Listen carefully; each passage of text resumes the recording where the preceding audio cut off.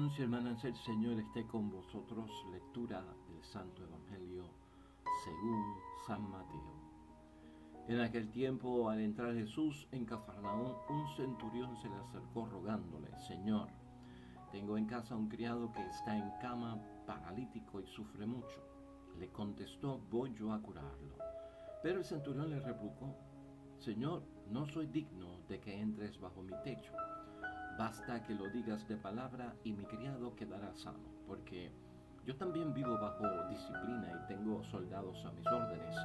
Y le digo a uno: ve, y va; al otro: ven, y viene; a mi criado: haz esto, y lo hace. Al oírlo, Jesús quedó admirado y dijo a los que lo seguían: en verdad os digo que en Israel no he encontrado en nadie tanta fe. Os digo que vendrán muchos de oriente y occidente y se sentarán con Abraham, Isaac y Jacob en el reino de los cielos. En cambio, a los hijos del reino los echarán fuera, a las tinieblas. Allí será el llanto y el rechinar de dientes. Y dijo Jesús al centurión: vete, que te suceda según has creído. En aquel momento se puso bueno el criado. Al llegar Jesús a la casa de Pedro, vio a su suegra en cama con fiebre. Le tocó su mano y se le pasó la fiebre. Se levantó y se puso a servirle. Al anochecer le llevaron muchos endemoniados. Él, con su palabra, expulsó los espíritus y curó a todos los enfermos, para que se cumpliera lo dicho por medio del profeta Isaías: Él tomó nuestras dolencias y cargó con nuestras enfermedades.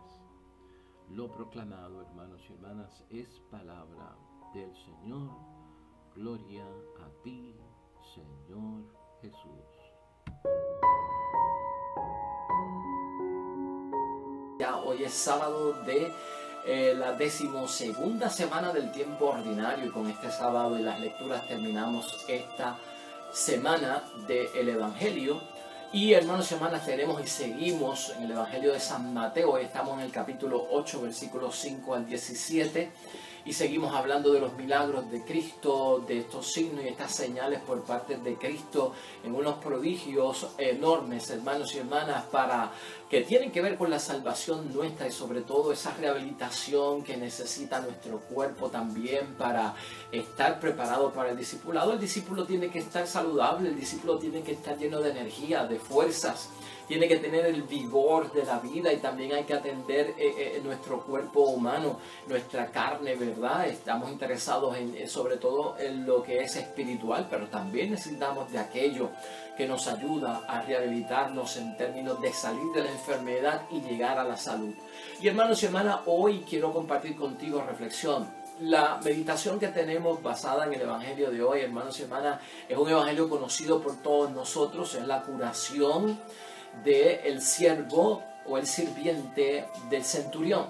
Y hoy vamos a meditar en torno a esto, porque Cristo le dice, viendo la fe de este centurión, que se haga así como han creído. O sea, que se haga en ti como has creído. Como has creído es conforme a tu fe, que se realice, porque este hombre maravilla a Jesucristo, hermanos y hermanas, porque es un soldado romano, porque ciertamente es un pagano, no es judío, no es del pueblo de Dios de Israel, y la fe de este hombre maravilla a Jesús con lo que está pasando. Hoy estamos viendo un milagro a distancia, no es un milagro donde Cristo toca, hermanos y hermanas, o tiene la persona de frente, es un milagro de lejos, a distancia, donde el poder de la obra de Cristo es grandísimo, hermanos y hermanas.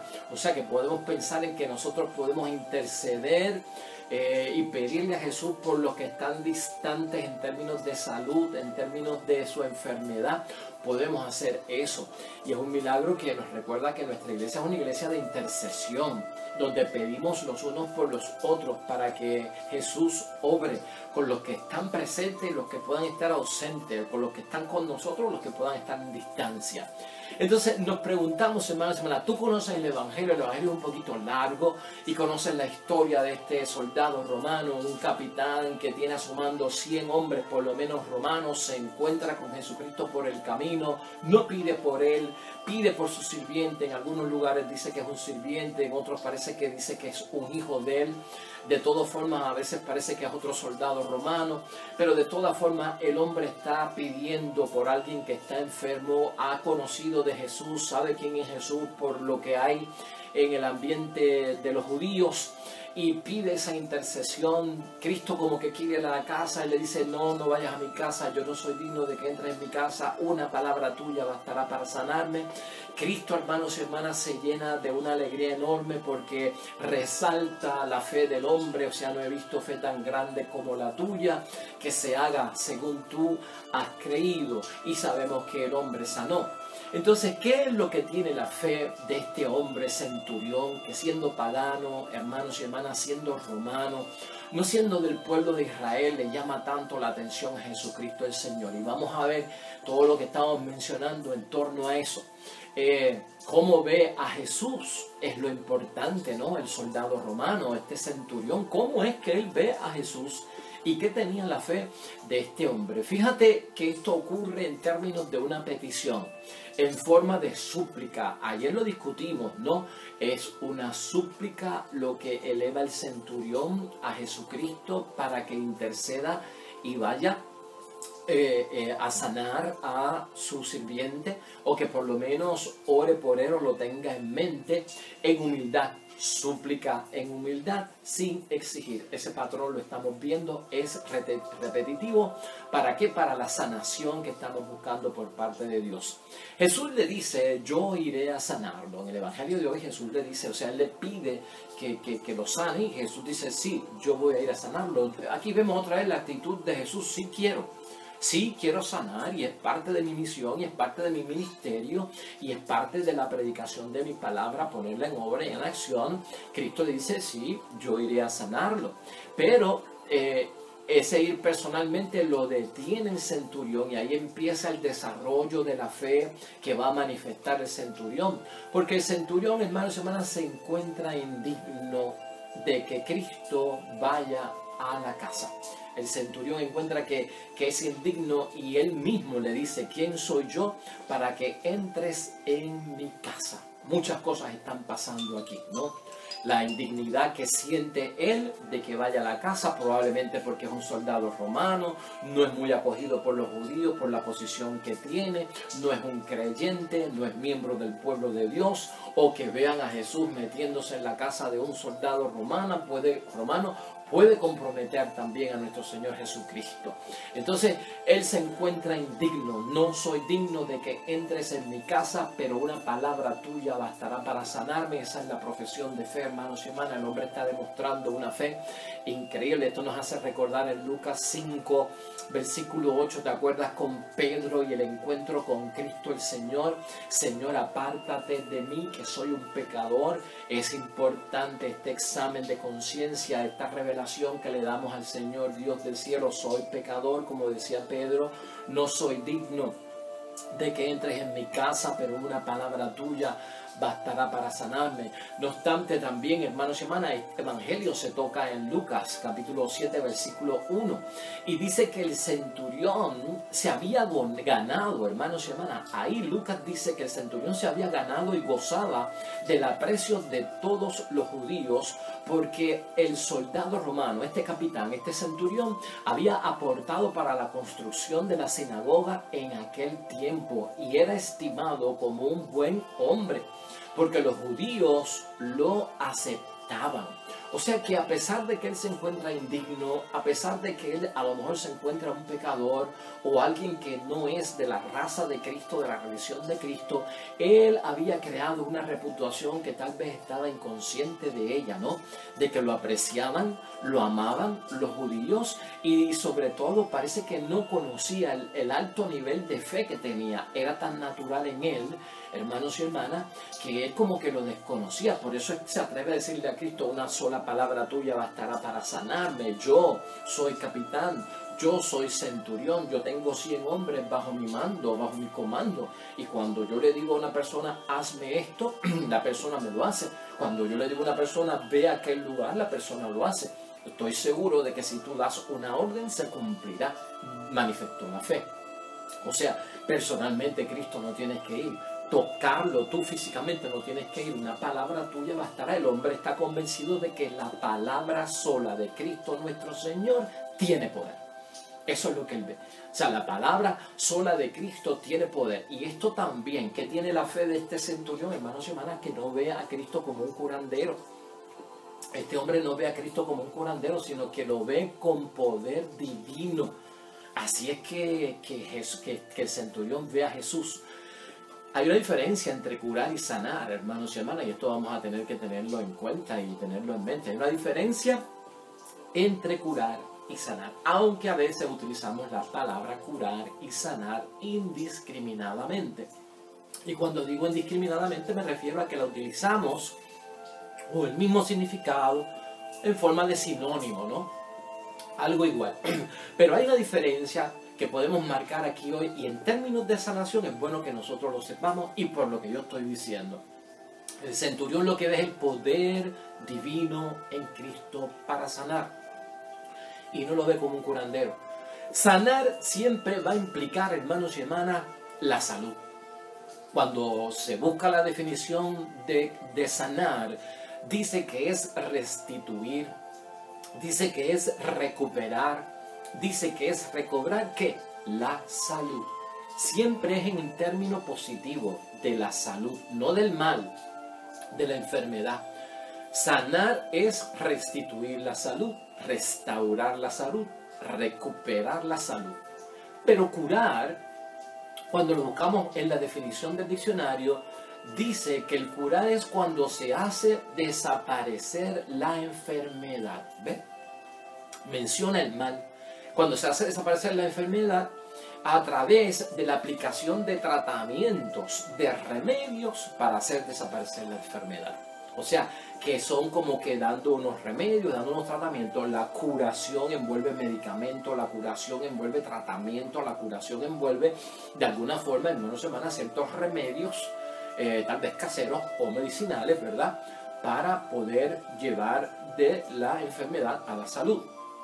Entonces, por eso es que hay una diferencia entre sanar y curar. Y cuando decimos que el centurión no lo ve como un curandero, es que no ve que Cristo va a hacer desaparecer la enfermedad con medicinas, con tratamientos o con remedios, sino que él lo ve como un sanar. O sea, este hombre es capaz de restituir al que está enfermo, de recuperar y recobrar la salud para él. Eso es bien importante que nosotros lo tengamos en mente, hermanos y hermanas, especialmente cuando en muchos momentos mucha gente quería ser tocados, porque el curandero toca. Querían ser tocados porque el curandero toca. Y a pesar de que Cristo tocó, no es un curandero. Cristo tiene el poder de la sanación, ¿verdad? Porque es un poder divino por parte de Cristo. Entonces, esto es lo que ve el centurión, hermanos y hermanas. Él se encuentra indigno, como decíamos ahorita, él se encuentra como que Cristo no puede ir o no debe ir a su casa por la situación que hay.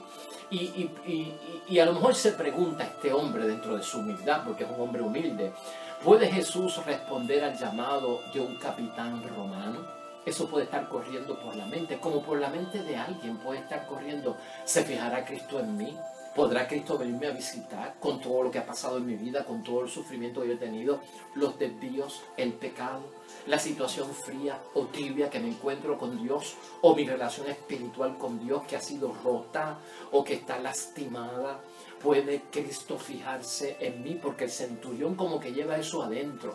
¿Puede Jesús responder al llamado de un capitán romano? Pues mire, sí, puede responder al llamado de una persona que esté dentro de los parámetros de la fe. Hermanos y hermanas, la fe siempre va a llevar a una ruptura, como hemos dicho, y eso va a ocurrir en el nombre de Dios. Por eso en Lucas vemos que el centurión lo que hace es que envía una serie de amigos judíos que tiene, porque todavía en la mente del centurión está: ¿aceptará Jesús ir a la casa de un romano y mancharse con los impuros? Porque el romano era visto como una persona impura que practicaba la impureza y no se podía ni hacer amistad con ellos, ni estar con ellos, ni ir a su casa, ni comer con ellos, ni nada. Entonces hay algo también de impureza, ¿no? Por eso es que no se ve como digno de la visita. Y muchos de nosotros también en algunos momentos nos vemos como indignos, como impuros, por nuestros pecados, por nuestras faltas. Pero fíjate, aquí hay un alivio, hermanos y hermanas, aquí hay una misericordia por parte de Dios. Todas estas cosas serán atendidas por Cristo y serán pospuestas por un momento, en el momento en que tú tienes necesidad. Y eso hay que darle gloria a Dios por eso. Todos estos asuntos de mi indignidad delante de Dios, de mi impureza delante de Dios, de que yo no soy digno de que el Señor venga a mi casa. Y cuando le pido que una sola palabra de Él baste para la sanación, pues hermanos y hermanas, tenemos que ver que ya más tarde Cristo se va a arreglar esta situación con nosotros y tendremos nuestro encuentro con Él. Y por eso se acepta la fe del soldado o del centurión en ese sentido. El centurión, hermanos y hermanas, no exige dentro de su fe que Cristo lo toque o que toque al enfermo como lo hacían otras personas, sino que tiene una fe tan grande en ese poder de la intercesión y de que el poder de Cristo trasciende y llega hasta tan lejos, que es maravilloso verlo. Cree que Jesús da la orden, aunque sea desde lejos, es lo que apreciamos, ¿verdad? Para salvar a una vida que se está acabando. Porque esa es la gravedad de esta situación, es una vida que se está acabando. Entonces, la fe, hermanos y hermanas, aquí hay que verla desde un punto de vista. Mucha gente, este no fue el primer caso en que Cristo le dijo a una persona que ha visto una fe tan grande como la de él. La fe muy grande de muchos que buscan milagros, hermanos y hermanas, no era garantía para Cristo de que iban a entrar algún día en el misterio del Hijo crucificado. Y esto es bien importante.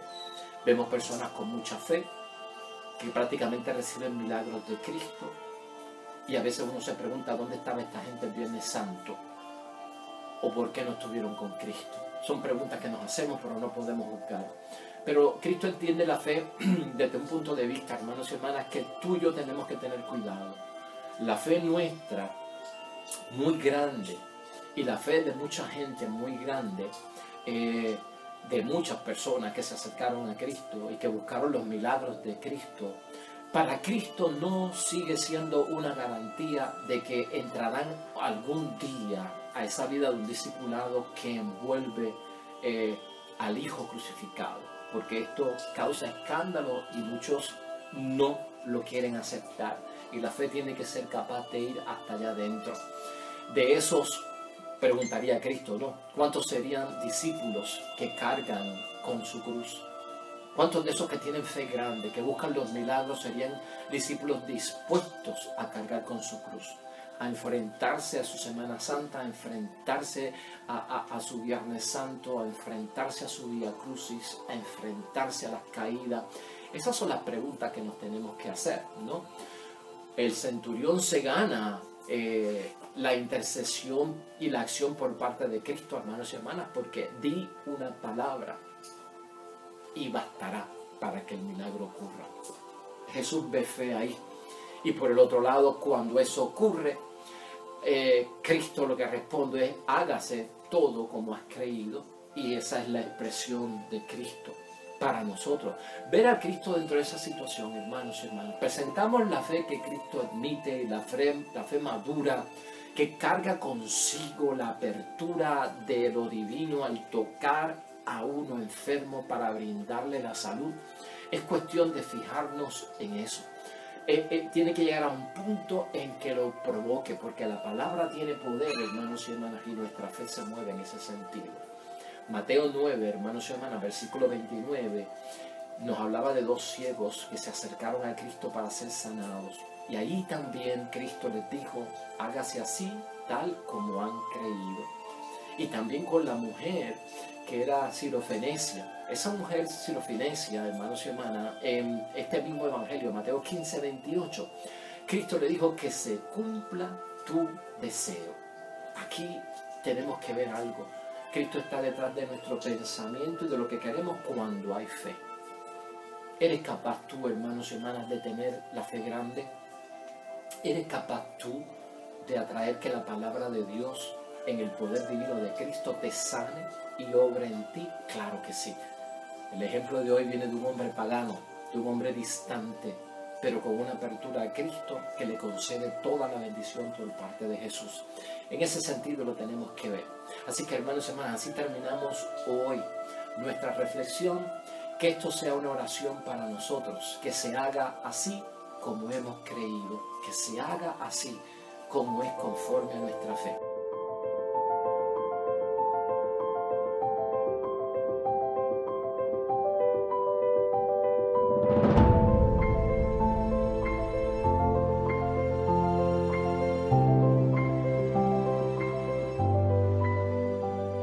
Amén y amén. Hermanos y hermanas, el Señor esté con vosotros. La bendición de Dios Todopoderoso, Padre, Hijo y Espíritu Santo, descienda sobre ustedes y permanezca para siempre. Nosotros regresamos mañana con el favor de Dios, nuevo evangelio, nueva meditación de la palabra de Dios. Recuerda siempre, todo cuanto hagas junto a los tuyos para la gloria y la honra de nuestro único Dios. Te irá bonito, hermano y hermana, pero sobre todo vas a ser bendecido. Vas a ser bendecido. Te espero mañana en el nombre